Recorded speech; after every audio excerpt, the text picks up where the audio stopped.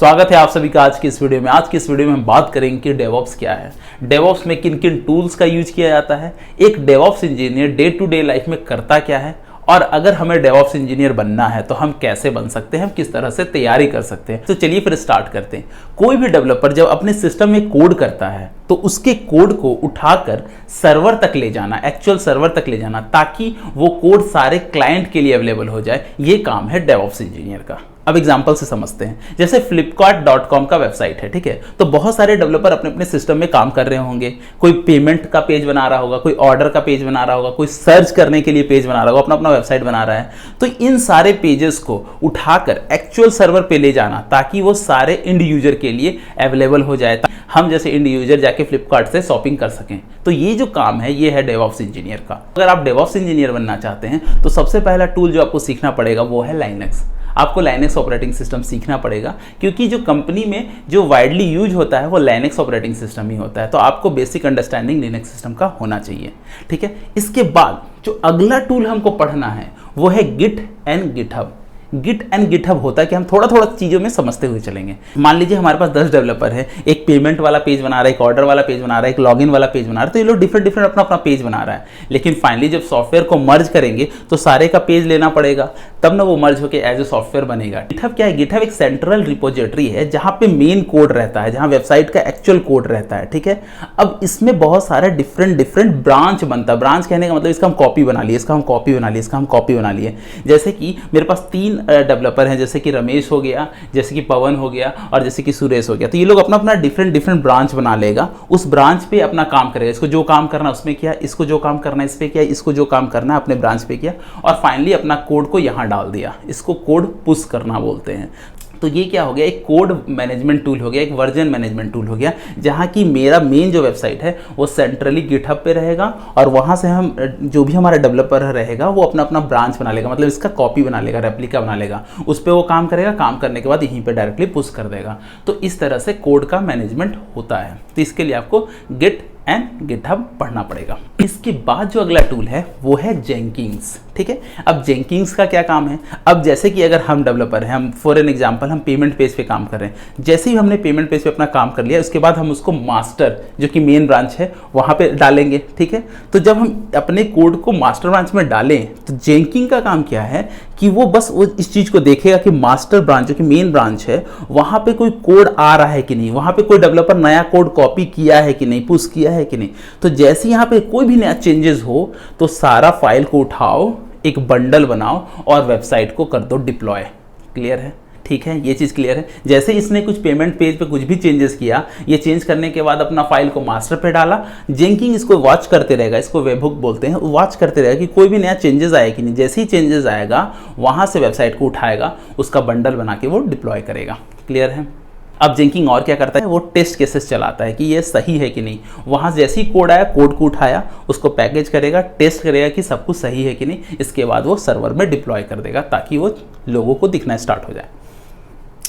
Jenkins का काम हमको समझ में आ गया। अब जेंकिंस के बाद अगला टूल है वो है एनसीबल। अब एनसीबल क्यों यूज होता है? अब एग्जांपल के लिए हम बात करते हैं, जैसे कि हमारा फ्लिपकार्ट ही का एग्जांपल लेते हैं। जो फ्लिपकार्ट जितना बड़ा इंफ्रास्ट्रक्चर है, इतना यूजर को हैंडल कर रहा है, तो 1-2 सर्वर तो पीछे काम कर नहीं रहा होगा, वो लोड ही नहीं संभाल पाएगा। तो कम से कम 100 सर्वर होंगे जो कि पीछे आपके लोड को सर्व करने के लिए लगे होंगे। क्लियर है? तो अगर ये जो कोड को एक एक करके अगर 100 सर्वर पर डिप्लॉय किया जाए तो कितना लेट होगा? तो उसके लिए टूल यूज होता है एनसीबल। एनसीबल कहने का अर्थ है ये कॉन्फ़िगरेशन मैनेजमेंट टूल है, जिसका काम क्या है कि जब जेंकिंस के पास जैसे ही उसने कोड उठाया गिटहब से, कोड टेस्ट कर लिया और कोड अब रेडी है डिप्लॉय करने के लिए, तो ये क्या करेगा? एनसीबल के सहारे 100 सर्वर पे एक साथ जाके कॉपी कर देगा। तो ये काम है एनसीबल का। एनसीबल इस काम को सरल बनाता है। फॉर एन एग्जांपल, जैसे कि हमको डेटाबेस सर्वर इंस्टॉल करना 1000 सर्वर पे, तो क्या करेंगे? एनसीबल का यूज करेंगे, वो 1000 सर्वर में एक साथ इंस्टॉल कर देगा एनसीबल। तो हमको एनसीबल का काम समझ में आ गया। वीडियो थोड़ा सा लंबा होगा, लेकिन सारा टूल्स आपको अच्छे से पता चल जाएगा कि क्या पढ़ना है। उसके बाद हम लोग ये भी डिसाइड करेंगे कैसे पढ़ना है, ठीक है। इसके बाद जो यूज होता है वो यूज होता है डॉकर। अब डॉकर क्यों यूज होता है? क्योंकि पहले जो हमारा सिस्टम होता था वहाँ पे क्या होता था, एक ही फोल्डर होता था वेबसाइट का, एक ही एप्लीकेशन का एक फोल्डर होता था, एक बंडल होता था जिसमें सारा, जैसे मेरा ऑर्डर का भी पेज उसी में होगा, पेमेंट का भी पेज उसी में होगा, डेटाबेस भी उसी में होगा, सब कुछ एक साथ होता था। उसको मोनोलिथिक सिस्टम बोलते थे। लेकिन अब ऐसा नहीं होता है। अब अलग अलग सर्विसेज का अलग अलग इंस्टेंस बनता है। फॉर एन एग्जाम्पल, जैसे हमारा फ्लिपकार्ट है तो फ्लिपकार्ट में एक लॉगिन का पेज होता है, एक ऑर्डर का होता है, एक सर्च का होता है। ये अलग अलग सर्विस बनेगा, एक साथ वेबसाइट नहीं रहेगा, इसका भी अलग अलग रहेगा। इसका कारण क्या है? इसका कारण ये है कि सपोज एग्जाम्पल के लिए अगर हम बात कर लें कि जैसे कि अगर हम फ्लिपकार्ट पे ही देखते हैं तो फ्लिपकार्ट पे सर्च कितना लोग करता है? बहुत सारा लोग सर्च करता है, लेकिन जो ऑर्डर करने का काम है बहुत कम लोग करता है। 100 लोग अगर सर्च करेगा तो लास्ट में पेमेंट करते करते वो 30 लोग बच जाएगा, 70 लोग वहाँ से निकल लेगा। तो हम ये समझ रहे हैं कि जो सर्च वाला पेज है उसको ज़्यादा रिसोर्स देने का जरूरत है, ज़्यादा रैम देने का जरूरत है, ज़्यादा सीपीयू देने का जरूरत है। लेकिन अगर पहले ज़माना का सिस्टम होता जहाँ सारा पेज एक साथ ही होता तो कोई सा भी पेज को ज़्यादा रिसोर्स का जरूरत है, पूरा सर्वर का ही हमको रिसोर्स बढ़ाना पड़ता, रैम बढ़ाना पड़ता, सीपीयू बढ़ाना पड़ता। तो अब ऐसे नहीं होता है। अब क्या होता है, हर एक पेज का डिफरेंट सर्विस होता है, ताकि अगर पेमेंट पेज को ज़्यादा रैम का जरूरत हो, ज़्यादा रिसोर्स का जरूरत है तो इसको दे दो, अगर ऑर्डर वाले को कम चाहिए तो कम दो।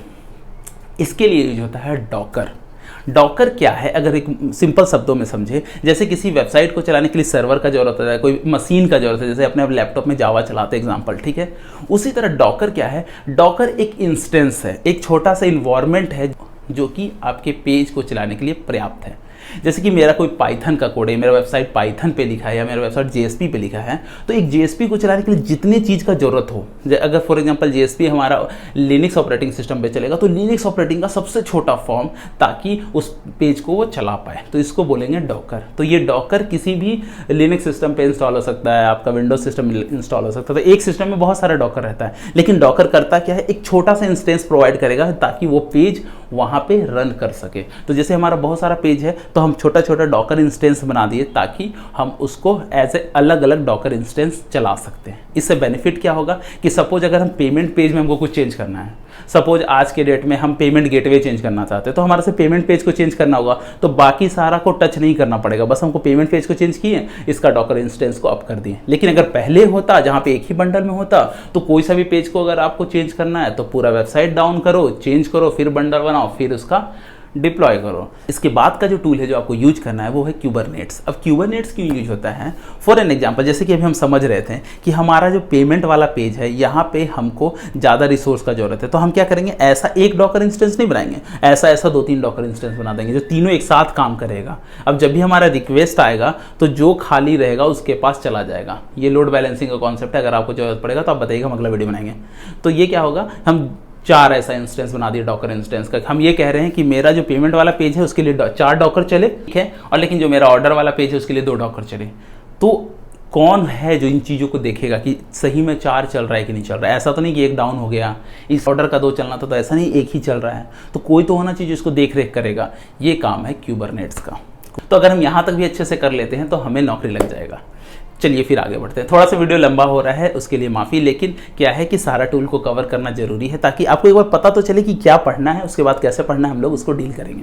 इसके बाद जो अगला काम है, हमको कोई क्लाउड पढ़ना है। क्लाउड कहने का मतलब है कि चाहे आप AWS पढ़ लीजिए, चाहे Azure पढ़ लीजिए, चाहे आप GCP पढ़ लीजिए। क्लाउड क्या है? अब जो कंपनियां हैं वो अपना डेटा सेंटर यूज नहीं करती हैं कि हम अपना स्टोरेज रखे हैं, हम अपना सर्वर रखे हैं, AC रूम रखे हैं, सिक्योरिटी गार्ड बैठा के रखे हैं, सारा डेटा सेंटर अपने ही मेंटेन करें, ऐसा नहीं होता। हम अब किसी का डेटा सेंटर या फिर किसी का सर्वर रेंट पे ले लेते हैं, तो चाहे हम AWS से ले लें, चाहे Azure से ले लें, चाहे GCP से ले लें। तो क्लाउड कुछ नहीं है, क्लाउड क्या है, किसी दूसरे की जगह से हम रेंट पे रिसोर्सेस ले रहे हैं। जैसे कि हम एक लिनक्स सिस्टम लेना है तो Azure से ले लें या AWS से ले लें। तो आपको ये क्लाउड पढ़ना पड़ेगा क्योंकि अब जो वर्ल्ड है वो क्लाउड पे ही है। तो आप तीनों में से कोई सा भी एक क्लाउड पढ़ लीजिए। बेसिक क्लाउड आपको पढ़ना पड़ेगा ताकि आपको ये जानकारी हो कि अगर हमको लिनक्स का सर्वर बनाना है AWS में तो हम कैसे बनाएं, अगर हम Azure पे पढ़ रहे हैं तो हमको एक डेटाबेस Azure पे बनाना है तो कैसे बनाएं, एक हमें लिनक्स सिस्टम बनाना है तो कैसे बनाएं। तो ये सारा जानकारी आपको यहाँ से होना चाहिए, ठीक है। अब इसके बाद आगे बढ़ते हैं।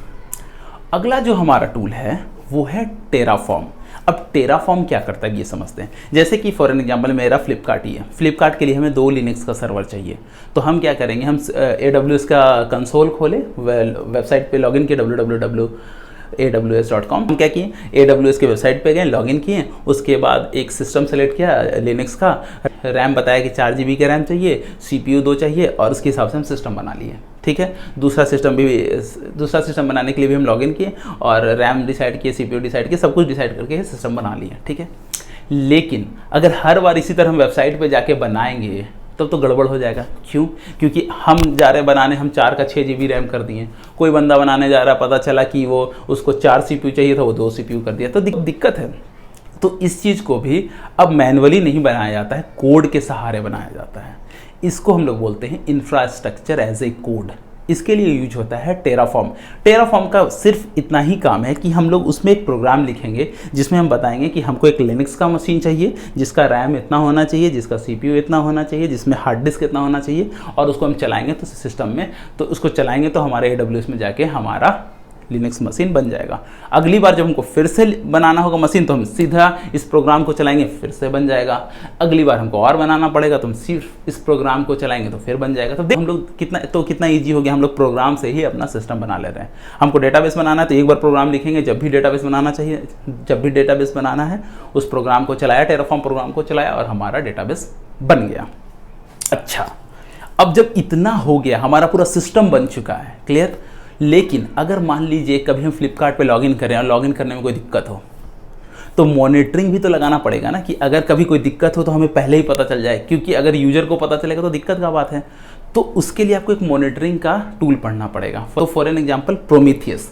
तो प्रोमीथियस का काम क्या है, प्रोमीथियस में हम चेक करेगा कि लिनक्स का सर्वर का रैम 4 GB है, तो ऐसा तो नहीं है कि रैम हमारा भर गया है, 95% से ज़्यादा भर गया है, सिर्फ कुछ ही GB कुछ ही MB बचा है, ऐसा तो नहीं है। या फिर CPU अगर 100% तो नहीं भर गया है, तो वो क्या करेगा, सारा डेटा कलेक्ट करेगा, वो हर सर्वर पे जाएगा, हर एक चीज़ को देखेगा, डेटाबेस में जाकर देखेगा डेटाबेस का रैम तो ठीक है, डेटाबेस का CPU तो ठीक है, पूरा भर तो नहीं गया है, जितने तरह का चीज़ है वो सारा चेक करेगा। कोई मान लीजिए अगर हमारा फोल्डर है, कोई स्टोरेज है, तो वो फोल्डर पूरा भर तो नहीं गया है, स्पेस तो है उसमें, सारा चीज़ वो चेक करेगा और चेक करके वो डेटा अपने डेटाबेस में डाल लेगा।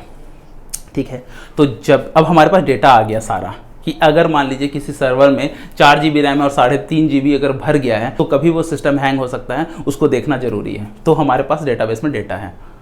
अब एक लास्ट टूल है जो कि यूज होता है, वो है ग्रिफाना। ग्रिफाना का काम क्या है, जो प्रोमीथियस डेटाबेस है जिसमें सारा डेटा अवेलेबल है, उस डेटा को ग्राफ में दिखाना। वो सिंपल ग्राफिकल रिप्रेजेंटेशन है कि अगर हम जाएं और टाइम सेलेक्ट किए, अभी का समय से लेके अगला 4 घंटा, तो जो भी डेटा आएगा वहाँ दिख जाएगा।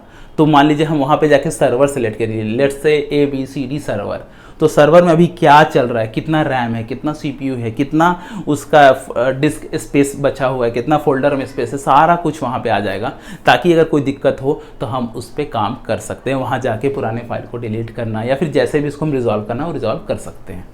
ठीक है, ग्रिफाना में हमारा अलर्ट मैनेजर होता है। वो अलर्ट मैनेजर क्या करता है कि सपोज जैसे कि हम CPU का ही बात करें, अगर CPU 100% भर गया तो दिक्कत है, तो जैसे ही 95 पार किया, 96 पार किया, तो वो क्या आएगा, प्रोमीथियस उसको अपने डेटाबेस में डालेगा, डेटाबेस से ग्रिफाना के पास आएगा, ग्रिफाना के पास क्या है, अलर्ट मैनेजर है। अलर्ट मैनेजर क्या करता है, आपको अलर्ट भेजेगा कि भाई आपके इस सर्वर में जो आपका CPU है वो 96% हो गया, इसको देखो नहीं तो ये बैठ जाएगा।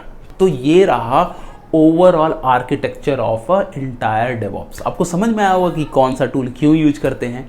इंटरेस्टिंग है, कठिन नहीं है। अगर आप इसको अच्छे से तैयारी कीजिएगा तो आराम से आप इसको कर लीजिएगा। कोई सा भी डाउट हो, किसी भी टूल्स एंड टेक्नोलॉजी में आपको डिटेल वीडियो चाहिए या फिर कैसे तैयारी करना उस पर वीडियो चाहिए, आप कमेंट बॉक्स में लिखिए, हम जरूर कमेंट का आंसर देंगे और जो भी रिक्वायरमेंट रहेगा उस पर हम वीडियो बनाएंगे। आशा करते हैं कि आपको ये वीडियो अच्छा लगा होगा। अगर अच्छा लगा है तो लाइक कीजिए, सब्सक्राइब कीजिए। अगले वीडियो में हम फिर मिलते हैं। Thank you.